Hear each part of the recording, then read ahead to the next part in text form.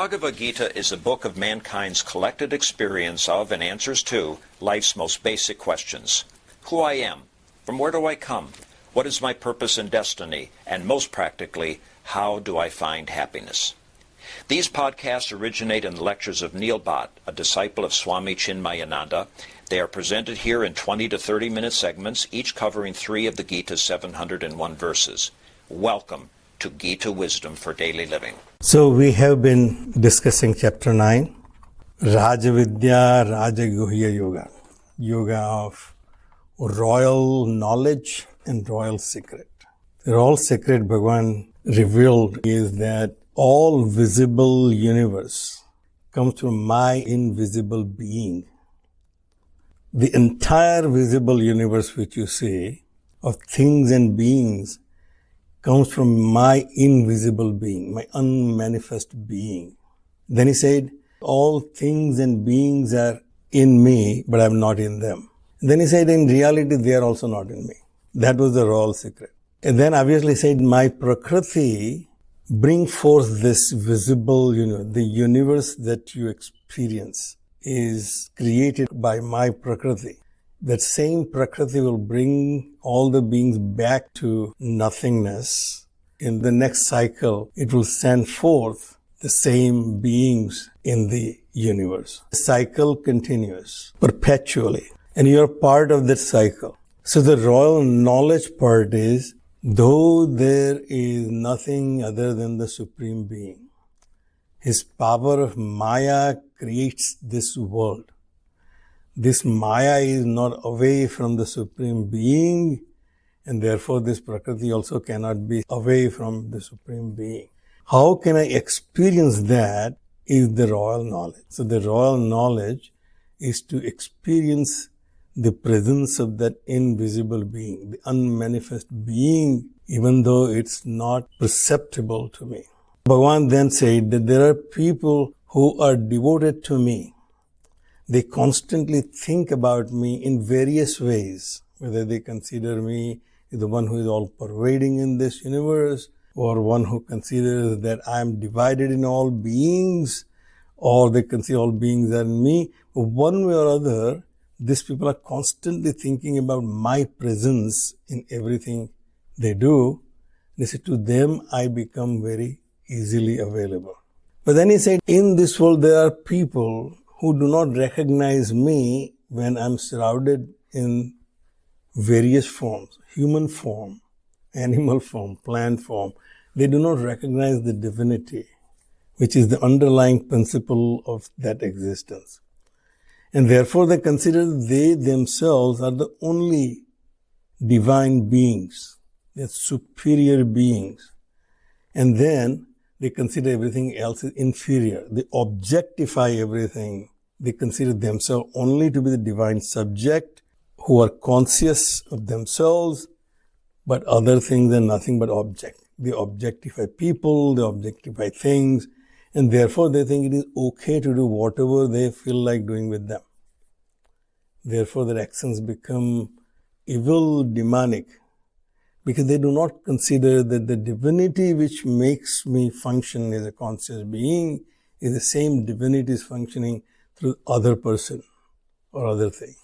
They clearly miss the point that I am the all-pervading reality. I, the Supreme Being, the Supreme Existence is the reality. They miss that point. They don't realize there is a unity, all things and beings.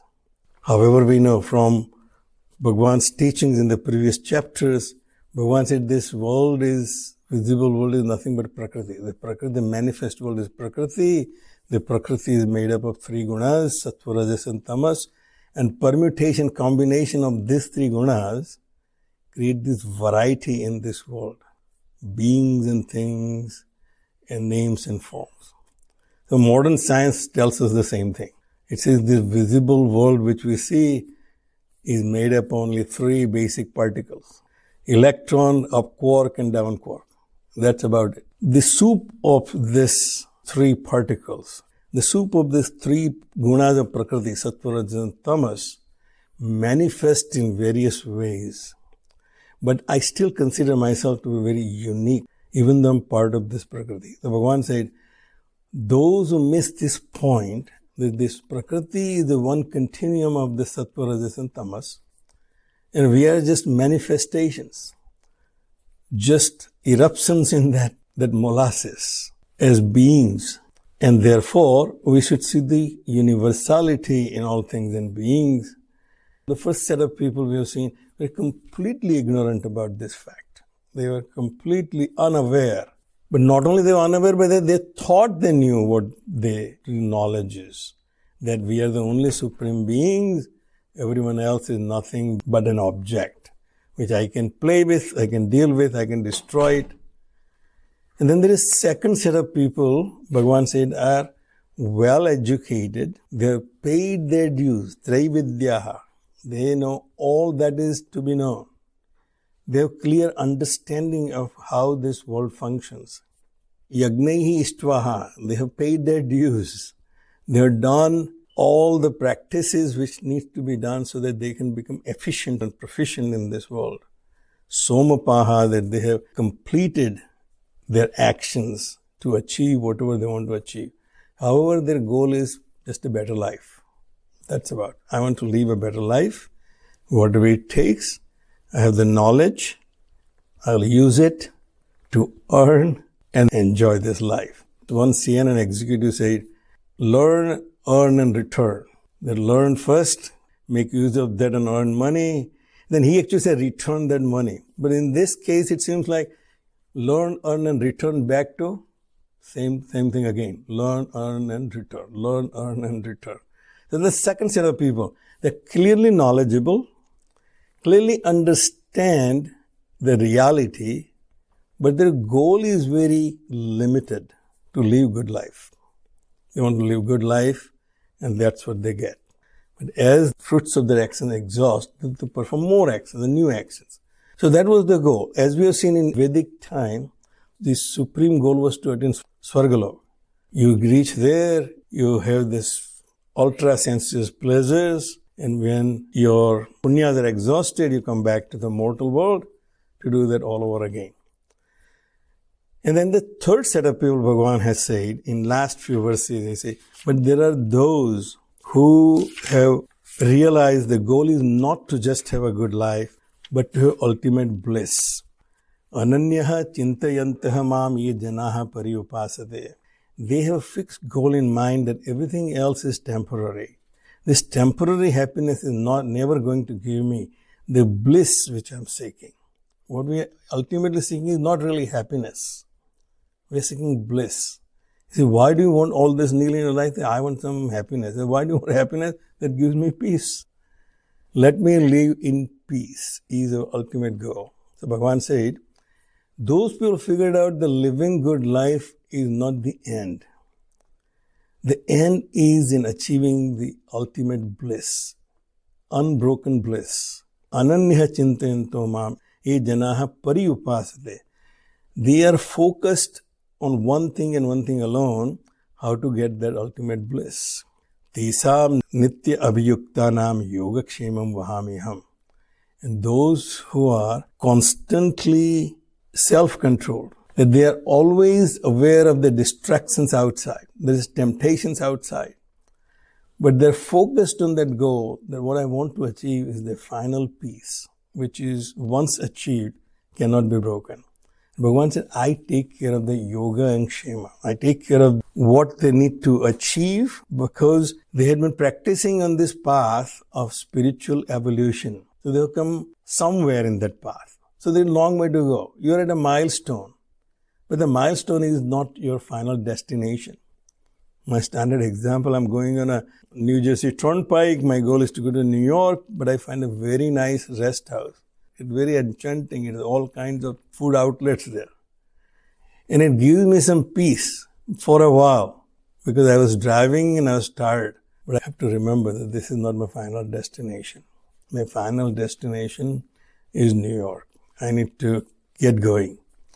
But once those people who have that in mind, the final destination is bliss, they continue. And I make sure that what they have not achieved, they will achieve that by their pursuit. And what they achieved, they preserve it. So they do not get lost and go back again. It's very tricky to come out of the rest areas. If you're not careful, you can be back to the other direction and will start traveling to Richmond again. So Bhagavan said, I make sure that you are quite aware which exit to take after you are rested well, so that you are on the path of New York again. And then he says that Iapi anya devataha bhakta yajante sraddhaya anvitaha tiapi mameya kunteya yajanti avidhi purvakam. Those who are trying to achieve smaller goals in life. I want to achieve X number of dollars in my bank account for 401k or whatever that is. Bhagavan said they also eventually are going toward the same goal, which is ultimate bliss. They're also going toward the same goal, except not in a very, very efficient manner. Avidhi purvakam. They're going one step at a time, achieving one goal at a time, towards the final goal of having some peace. And then Bhagavan said, Aham hi sarva yagnanam bhokta cha prabhuhu evacha. That's because everything that you do ultimately comes back to me alone. Any effort which you put in this Prakriti is one continuous entity made up of Sattva, Rajas and Tamas. Any action you perform in this Prakriti affects the entire Prakriti. And it eventually reaches the master of the Prakriti, one who has created the Prakriti, one who is the source of the Prakriti.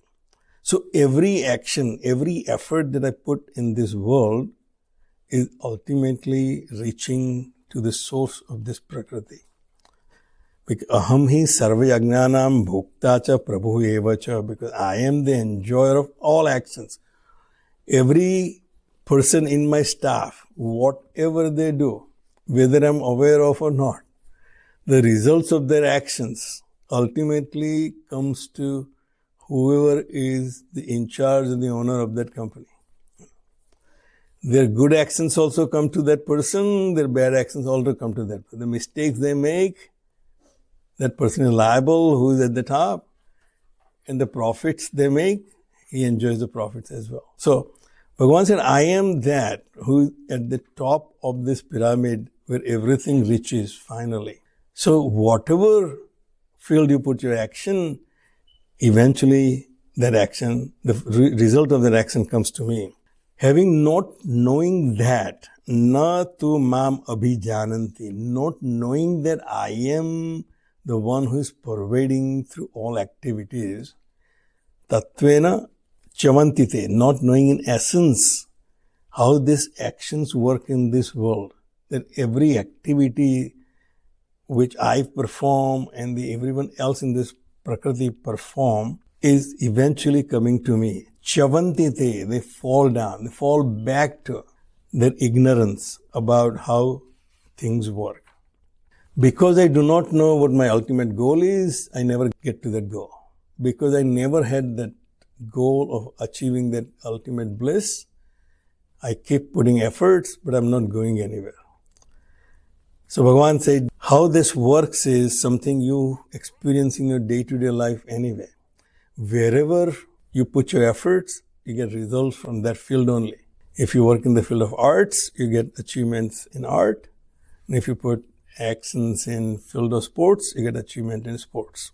Yanti devavrata devan pitrum yanti pitruvrataha bhutani yanti bhutejya yanti madhya jino apima. Simple equation. Wherever you put effort, that's what you will get. Obviously, in olden days, the commentators have written that after the person dies, those who are worshipping devas go to devas. Devas are the deities. It's like there is central government and there are the departments of the government, the heads of departments of the government. Those devas are in charge of various activities in this Prakriti. Whichever activity you focus on, you reach that department, the head of the department. You are enrolled into his department. Pitrunyanti pitruvrataha. And those who worship ancestors, they go to the world of ancestors. So there were certain beliefs and certain things described in the Puranas. There were 7 worlds up above and 7 worlds below, the total 14 worlds, 14 states of existence. One of them is ancestors, where those who have done good actions, they go to the Pitrulok, stay there for a while, enjoy the bliss, and come back again to the mortal world. So up to the Brahma's world, as we have seen, all worlds are returnable. So you have to return back. No matter how high you achieve, you go to Swargaloka, you still have to come back. It's only when you go to the Brahmaloka, then there is the liberation from there, Satyaloka. So from our point of view, the Devas are the deities of our senses. Whichever sense I pursue, I'll get the achievement in that sense perception, that sense pleasures. Whatever the sense pleasure which I pursue, I'll get that sense pleasure.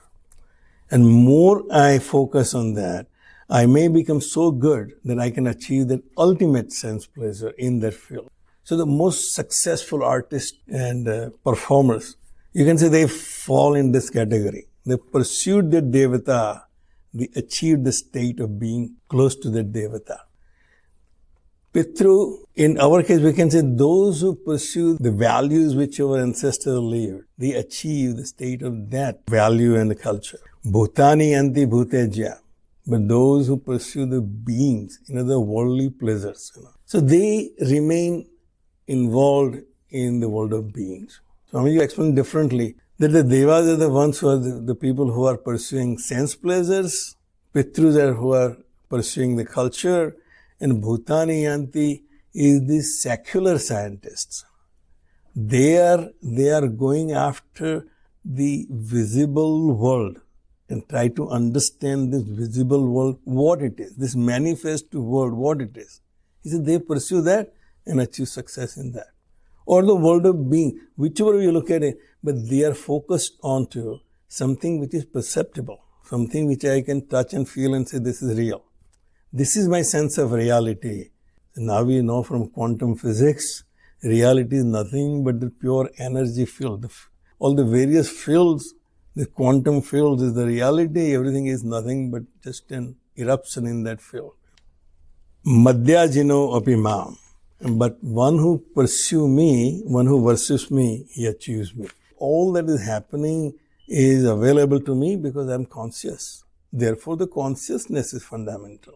And therefore, my consciousness can give me that ultimate happiness. And Bhagavan said, when you pursue that, will achieve understanding of that ultimate reality, the fundamental reality, what that is that makes me who I am. Patram puspam phalam toyam yome bhaktya prayachati tad aham bhakti aprutam asnami prayatatmanaha. This seems like a direct commentary on the ritualistic practices in Vedic period, because those rituals were so elaborate. In Vedas, the rituals are laid out so elaborately that how to arrange the bricks for the Yagna Kunda was a science. And in fact, algebra and all the mathematics or trigonometry was invented because of or is the byproduct of arranging those bricks in a particular manner. In Katha Upanishad, when Nachiket asked Yama how to perform the Yagna with guarantees Swargalok, but then he explains how to arrange those bricks. The arrangement of bricks was so important that without that the Yagna was not possible. Yagna is not complete. So it became so elaborate for a common man to even think about doing anything to achieve God was impossible. I don't have means, I'm not capable, and I'm not deserving candidate to achieve Bhagavan. So they give up right there. So Bhagavan dispelled that myth and saying, you can offer me whatever you have. You don't have to perform elaborate yagnas, no homas, you don't have to invite all these pandits and give them dakshinas. You do whatever you can. Whatever is available to you. These things are easily available. Patram, puspam, phalam, toyam. Leaf, a flower, fruit, or water. At a minimum, the water is available to you. Just offer water. In your Vedic rituals, you offer achmanyam. Tadham bhaktya aprutam asnami pretatmanaha. One who is a pure-hearted and gives with devotion, I accept that. So the two conditions are laid out. Nothing is important what you offer, but you have to be pure-hearted. You're offering out of love and understanding that He is the Almighty. He is the final reality. With that love and devotion, whatever you offer, Bhagavan said is good enough for me. So the worship becomes extremely available to all. Everyone in the society can afford it. So Bhagavan changed the paradigm here for all in that society. That the Veda, the knowledge of Veda is not necessary. Pandits are not necessary. Rituals are not necessary. If you can perform and you feel good about it, well and good. But to achieve me, to come to me, all you need is your pure heart and your real desire to achieve me. Then offer as a token whatever is available to you. It's like I'm reserving my seat. By putting a token, I'm giving Bhagavan my intention that I want to achieve this final bliss. Yat karosi, yad asnasi, yad jihosi, dadasi yat tapasyasi kaunteya, tat kurusu madarpanam. He talked about those people who constantly thinking about me. They are constantly in devotion to me. They are not thinking about anything else, which can create a lot of confusion in your mind. I cannot be constantly, I am a sansari, I have to run my practice, I have to have my profession. I cannot do that. Then Narsi Mehta could do it and see the result. All problems with his family life. Bhagavan said, whatever you are doing, continue doing. Except now change your attitude that you are not doing it for yourself. You are not the agent of change in this world. You will not be able to guarantee, secure anything for anyone in this world. What we think is that I'm doing this for myself, protecting my retirement and the future of my family. It's none of that. Because you're not capable of doing so. But what you're capable of doing is continue doing what you're doing and constantly remember that I'm capable of doing because I'm alive. I'm conscious. Consciousness is something I did not buy, borrow, or stole from anywhere else. It's always with me. That consciousness is enabling me to do everything that I do. Therefore, give credit to the one who is functioning through as your consciousness. Yat karosi, whatever you do. Yad asnasi, whatever you eat. Yad jihosu, whatever you offer to this world as your contribution. In this yagna, this great yagna is going on in this prakriti of this continuous activity and you are taking part in it. So you are offering your part in this yagna. Dadasi yat, whatever you think you are giving away. Yat tapasyasi kaunteya, any austerities, any disciplines you are practicing in your life. Tat kurusu madarpanam, all that you have to do, offer that to me. Give credit to me, the consciousness, me, the fundamental reality, me, the final existence that you are. But that's all is required from you. Everything else is my responsibility. Yoga kshemam vahamiyam. We'll stop right here.